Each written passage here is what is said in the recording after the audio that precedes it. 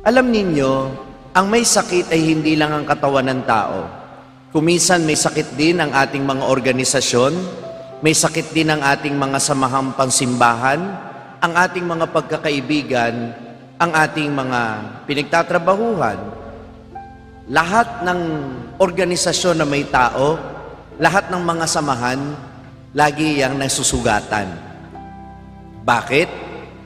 Kasi po iba-iba ng ugali ng mga tao dyan eh. Iba-iba ng pinanggalingan sa buhay. Iba-iba ng pagpapalaki ang magulang. Iba-iba ang mga pinaghuhugutan. Kaya hindi maiiwasan na kung minsan nagkakasakitan. At kapag ka nagkakasakitan, ang mga samahan ay nalalamatan, nasusugatan din. Kaya po palagi ko sinasabi, huwag kayong hahanap ng perpektong organisasyon. Huwag kayong humanap ng perpektong pamilya. Huwag kayong humanap ng perpektong workplace. Hindi nag-e-exist yun sa mundo. Dahil tandaan ninyo, hanggat may tao, may politika. Hanggat meron tao, may inggitan. Hanggat meron tao, merong kontrahan. Hindi mawawala yon.